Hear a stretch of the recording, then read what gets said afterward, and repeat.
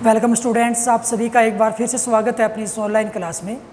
Last class में अपनी बात कर रहे थे सार्थक अंकों की, उसी कड़ी को आज अपने आगे बढ़ाते हुए बात करने वाले हैं सार्थक अंकों की अंक गणितीय संक्रियाएं। मतलब कि सार्थक अंकों का यदि जोड़ बाकी गुणा भाग यानी कि कोई भी मैथमेटिकल इक्वेशन की जाए तो उसके आधार पर जो परिणामी रिजल्ट प्राप्त होता है उसमें कितने सार्थक अंक होने चाहिए और किस प्रकार से होने चाहिए उसको आज अपने समझने वाले हैं।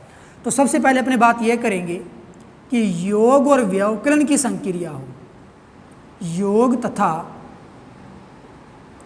व्यवकलन की संक्रिया यदि हमें करनी हो तो अपने किस प्रकार से परिणामी रिजल्ट में सार्थक अंक लेने होंगे।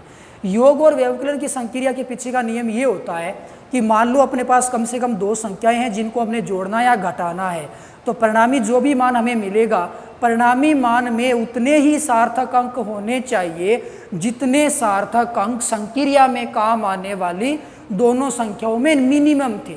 मतलब कि आपने दो संख्याएं ली, उसमें से जितने सार्थक अंक मिनिमम हैं उतने ही सार्थक अंक रिजल्ट के अंदर हमें मिलने चाहिए। फॉर एग्जाम्पल, जैसे मुझे ये जोड़ना है 2.47 और उसके अंदर यदि मैं ऐड करता हूँ 1.258 को, तो आप देख सकते हो कि सार्थक अंक इस ऊपर वाली संख्या में 3 है और यहाँ पे सार्थक अंक है वो 4 है। तो जो भी हमें एडिशन के पश्चात फाइनल रिजल्ट प्राप्त होगा उसके अंदर उसके अंदर मैक्सिमम सार्थक अंकों की संख्या 3 होनी चाहिए। क्यों 3 क्यों होनी चाहिए? क्योंकि हमने जो भी संक्रिया जोड़ी थी या घटाई थी उसमें मिनिमम सार्थक अंक हैं वो 3 थे। तो अब आप इसको जब आप ऐड करोगे तो ये हमें कितना रिजल्ट प्रदान करेगा? ये अपने 3.728 इस प्रकार से रिजल्ट प्रदान करेगा। ओके, सो अब आप यहाँ पे ये तो आ गया रिजल्ट। अब परिणामी मान, परिशुद्ध मान कैसे ज्ञात करोगे? आपको सिर्फ 3 ही सार्थक अंक लेने हैं, तो 3, 7 और 2, मतलब 2 को हमें क्या करना पड़ेगा? पूर्णांकित करना पड़ेगा। तो 2 के बाद 8 आया जो कि 5 से बड़ा है, तो 5 से बड़ा होने पर जिस अंक को पूर्णांकित करना होता है वो 1 बढ़ जाता है। तो इसका जो कंप्लीट सार्थक अंक बनेगा, परिणामी परिशुद्ध रिजल्ट बनेगा, उसका मान 3.73 होगा। इस प्रकार से योग और व्यवकलन की संक्रिया में परिणामी जो भी मान आता है उसके अंदर सार्थक अंकों की संख्या उतनी ही होनी चाहिए जितनी कम से कम संयोजन में काम आने वाली संख्या के लिए सार्थक अंकों की संख्या थी। अब अपने बात कर लेते हैं सेकंड फेज की, जो कि गुणन एवं भाग पर आधारित होगा। गुणन व भाग की संक्रिया, इसमें भी बच्चों सेम नियम ही लागू होगा। गुणन या भाग में जो भी अपने संख्याएं काम आती हैं, जो परिणामी रिजल्ट होगा उसमें भी सार्थक अंकों की संख्या उतनी ही होनी चाहिए जितने गुणन और संक्रिया में प्राप्त होने वाले संख्या में मिनिमम सार्थक अंकों की संख्या थी। जैसे आप 1.23 को मल्टीप्लाई करते हो 1.1 के साथ, यानी कि गुणन या भाग जो भी संक्रिया आप कर लोगे, तो इसको जब आप मल्टीप्लाई करोगे तो आपके सामने कुछ संख्या है वो ऐसी आएगी और यहाँ पे दशमलव आप लगा दोगे। इस प्रकार से हमें 1.353 संख्या में प्राप्त हुई है। लेकिन हमें सार्थक अंक मैक्सिमम कितने लेने हैं? मैक्सिमम सार्थक अंक हमें ऊपर देखना पड़ेगा कि दो संख्याएं थी उसमें मिनिमम सार्थक अंक कितने थे। यहाँ पे सार्थक अंक मिनिमम 2 हैं, तो परिणामी रिजल्ट के अंदर भी सार्थक अंक 2 आने चाहिए। मतलब एक तो 1 हो जाएगा और एक 3 हो जाएगा, यानी कि 3 का हमें क्या करना है? 3 का हमें करना होगा पूर्णांकित। तो पूर्णांकित करने का रूल क्या है? 3 को पूर्णांकित करना, तो आगे वाला अंक क्या है? 5 है। 5 आ गया, 5 से बड़ा होता तो इसको 4 बना देते, 5 से छोटा होता तो उसको 3 ही रहने देते, लेकिन ये 5 पूरा आ गया। तो फिर आगे वाली संख्या पे चलो, जैसे आगे वाली संख्या 0 के अलावा कुछ भी है तब तो आप इसको 1 बढ़ा देते हो, और 0 होता है तो फिर सम और विषम वाला वो रूल फंडा देखते हो। तो यहाँ पे जो रिजल्ट हमें मिलेगा उसका मान कितना आ जाएगा? 1.4, यानी कि गुणन की संक्रिया जब आप करोगे इसका परिणामी मान 1.4 आ जाएगा। कहने का मतलब जोड़ बाकी गुणा भाग कुछ भी आप करो उसके अंतर्गत जो भी परिणामी रिजल्ट प्राप्त होता है उसमें मिनिमम सार्थक अंकों की संख्या हमें उतनी ही रखनी होती है जितनी संक्रिया के अंदर न्यूनतम सार्थक अंक उपयोग में लिए गए थे। आइए अब इन्हीं को अपने न्यूमेरिकल के आधार पे, अपने जो बुक्स के न्यूमेरिकल हैं उसके आधार पे इसको समझने की कोशिश करते हैं।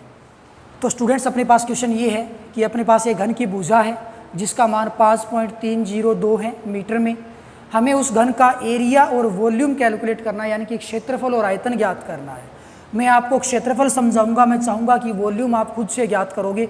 उचित सार्थक अंकों की सहायता से हमें ये रिजल्ट फाइंड आउट करना है। किसकी सहायता से? उचित सार्थक अंकों की सहायता से। तो जब सबसे पहले जब आप क्षेत्रफल ज्ञात करोगे तो घन का क्षेत्रफल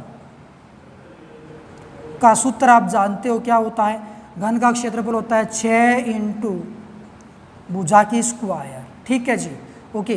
तो 6 इंटू भुजा का मान यहाँ पे 5302 का स्क्वायर कर दोगे और जब आप इसको मल्टीप्लाई करोगे तो यहाँ पे रिजल्ट बन जाएगा 168.662 और यहाँ पे क्षेत्रफल ज्ञात कर रहे हो तो ये आ जाएगा मीटर स्क्वायर। ये घन का एरिया निकल के आ जाएगा। अब हमें उचित सार्थक अंकों का उपयोग करना है। तो उचित सार्थक अंकों के लिए हमने ये समझा था कि जब भी आप गुणा वगैरह करते हो सार्थक अंकों का, तो फिर परिणामी मान में उतने ही सार्थक अंक होने चाहिए जितना गुणा वाली संख्या में न्यूनतम थे। तो गुणा वाली संख्या में न्यूनतम सार्थक अंक 1 2 3 4 थे। ओके, तो 4 ही अंक इसमें होने चाहिए। तो हमें इसका रिजल्ट निकालना होगा 168 हो गए। अब हमें 6 तक ही मान लेना है आगे, मतलब 1 पॉइंट और लेना है, दशमलव के बाद में 1 पॉइंट और लेना है, यानी कि एक संख्या और लेनी है। तो 6 को हमें पूर्णांकित करना है। तो 6 के बाद जो कि संख्या वो 5 से बड़ी है तो पूर्णांकित होने के पश्चात 6 वो बढ़ के 7 हो जाएगा। तो जो एरिया आएगा घन का उसका मान 168.7 मीटर स्क्वायर होगा।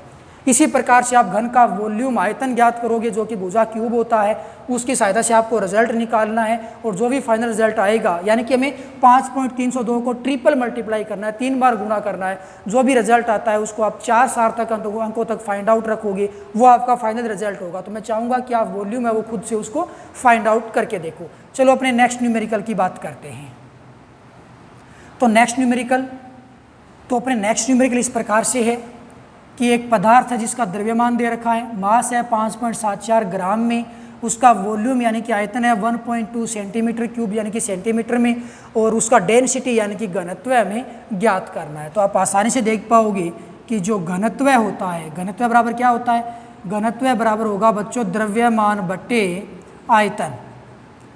ओके, तो यहाँ पे आप जब भी घनत्व रो ज्ञात करोगे तो द्रव्यमान की वैल्यू पुट कर दोगे 5.74 जो कि ग्राम में होगी और आयतन 1.2, तो इसका मात्रक बनेगा ग्राम प्रति सेंटीमीटर क्यूब बन जाएगा। यहाँ से जब आप गुणा भाग करोगे 5.74 में 1.2 का भाग लगाओगे तो वैल्यू आ जाएगी 4.7833 और मात्रक बनेगा ग्राम प्रति सेंटीमीटर क्यूब। अब यहाँ पे आप सार्थक अंकों का उपयोग करोगे, उचित सार्थक अंकों का उपयोग करते हुए आपको घनत्व ज्ञात करना है। तो जब भी आपने गुणा भाग की संक्रिया को किया था तो मिनिमम सार्थक अंक 2 थे, 1.2 संख्या में मिनिमम 2 सार्थक अंक हैं, तो आंसर में भी अपने मिनिमम सार्थक अंक 2 ही होने चाहिए। तो एक तो हो जाएगा 4, पॉइंट के बाद एक वैल्यू और ले लोगे यानी कि 7 तक लेना है, तो 7 को हमें पूर्णांकित करना पड़ेगा। 7 के बाद हमें 8 मिला यानी कि 5 से ज़्यादा है तो ये बन जाएगा 4.8 ग्राम प्रति सेंटीमीटर क्यूब। तो ये बन जाएगा रो यानी कि घनत्व का मान। तो इस प्रकार से आप गुणा भाग जोड़ या बाकी कुछ भी हो अपने यहाँ पे उचित सार्थक अंकों का उपयोग करते हुए इसकी वैल्यू को फाइंड आउट कर सकते हैं। सो इसी के साथ अपना लेसन नंबर 2 जो कि मापन एवं मात्रक था वो कंप्लीट हो चुका है। कल अपने लौटेंगे एक नए लेसन की ओर, तब तक के लिए बाय, थैंक यू।